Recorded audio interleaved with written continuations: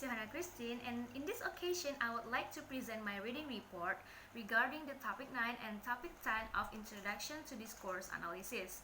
The topic 9 is entitled Conversation and Conversational Analysis, and the topic 10 is entitled Discourse and Conversation.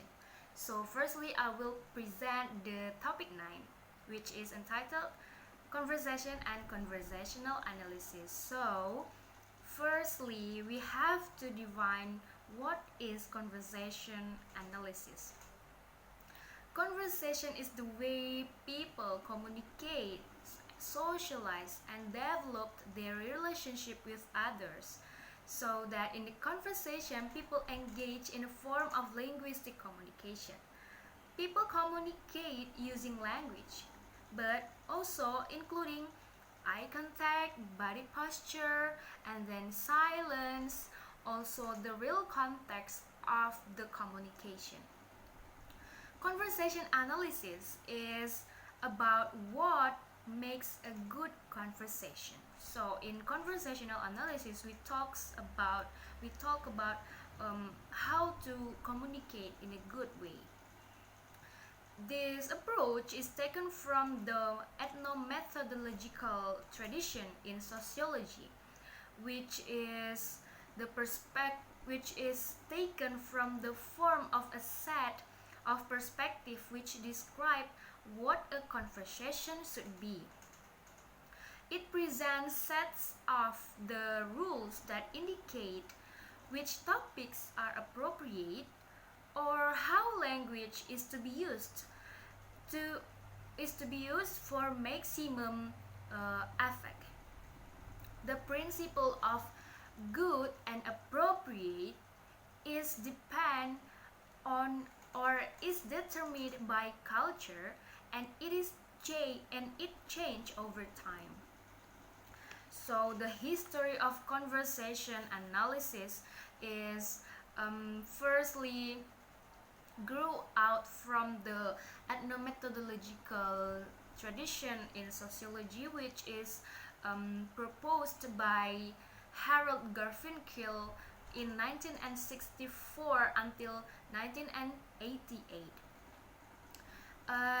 Ethnomethodological is a field of sociology that study the common sense of resources, of practices, and of producers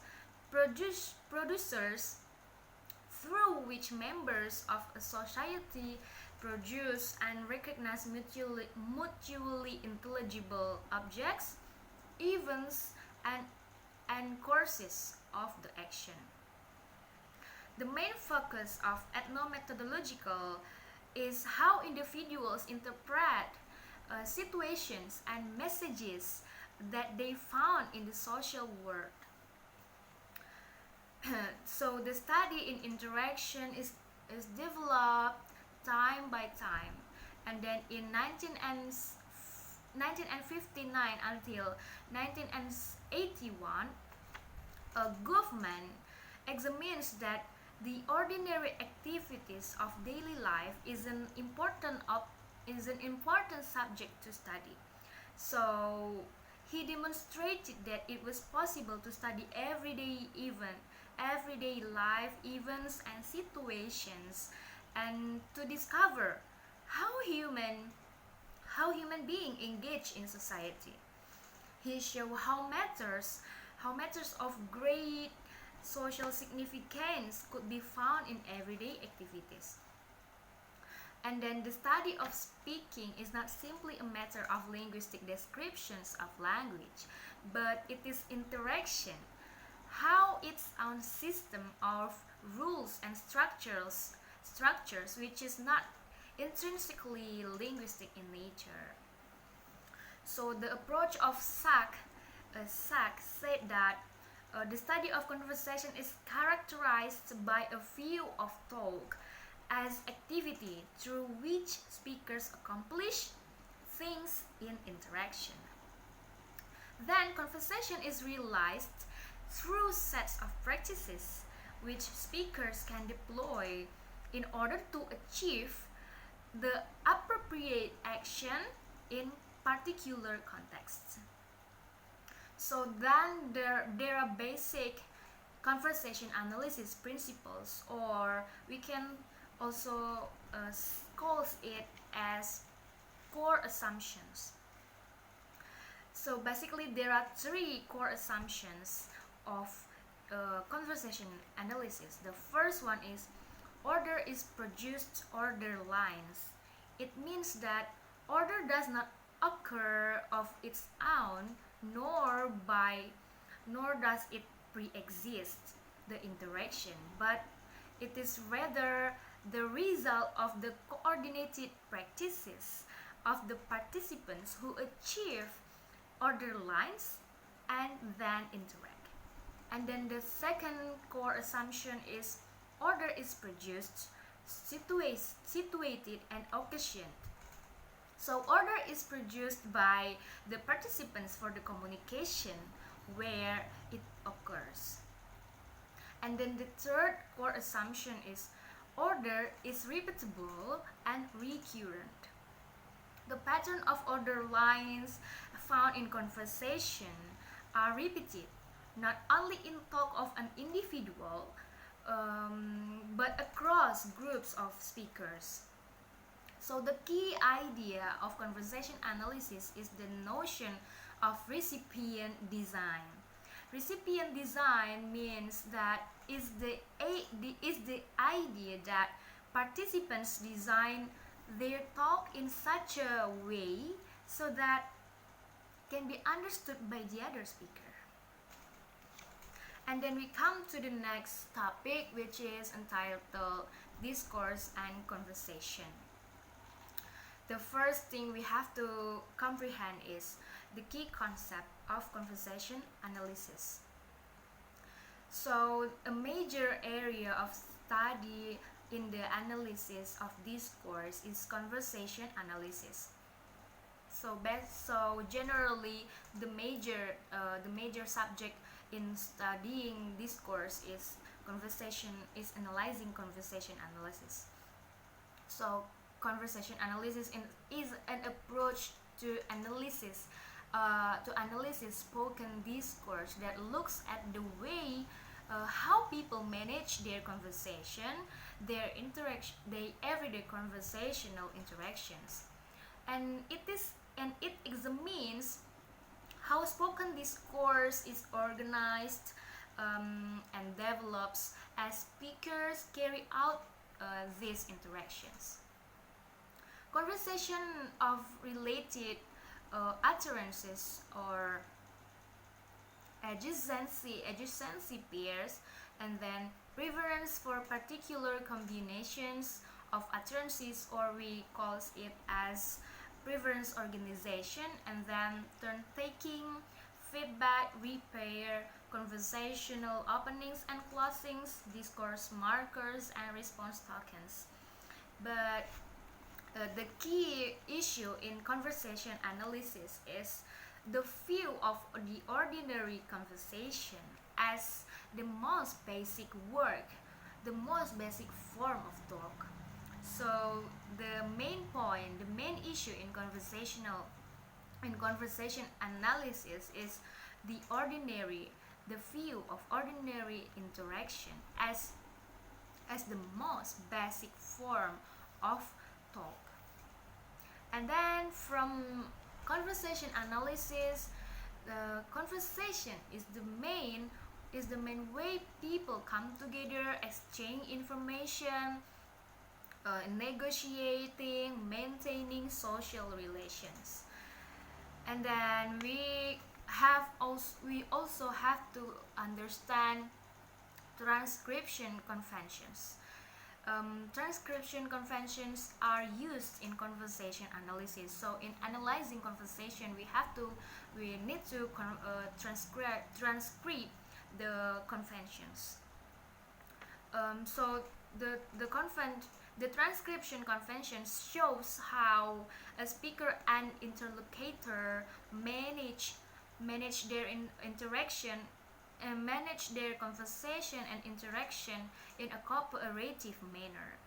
So for example, a speaker letting each other, letting the second speaker to speak, to say what they want to say, and make a pause to let the second speaker to speak, and then let another speaker to take their turn. So that is the transcription convention. So, and the next the next point is turn taking. In turn taking means that how people take and manage their turns in an conversation.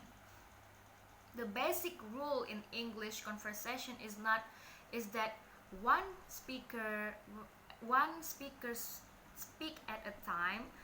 After they may nominate another speaker, for example, using full intonation, then pausing to let the other speaker to say and to take their turn, or we may use signals such as or saying anyway, to signals to to to to say that it is the end of our turn, so that the second speaker or the other speaker can take their turn.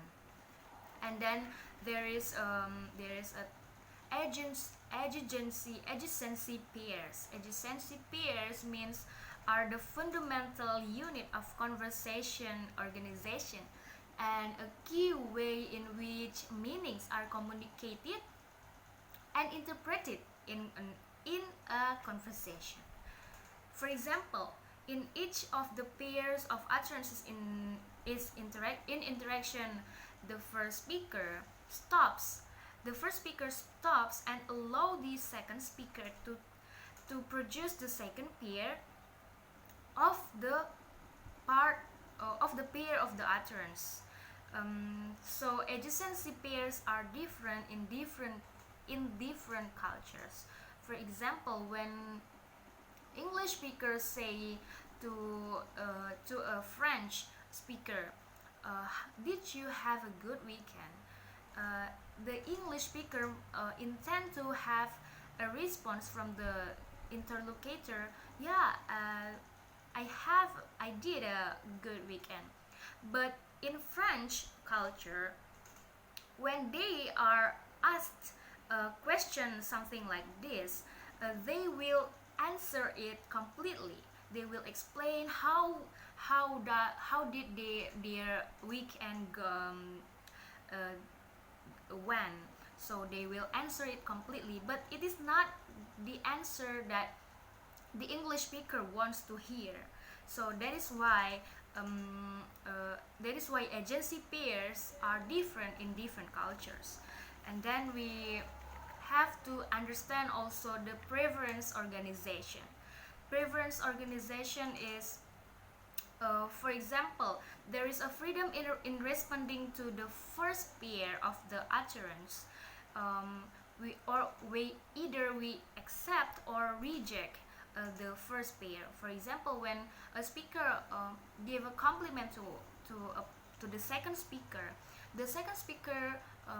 can either accept the compliment by saying yeah, thank you, or by rejecting the compliment. Oh no, I'm not that beautiful, for example. And then the expected answer is called as preferred pair, second pair part, but unexpected or non-answer is do not prefer second pair part.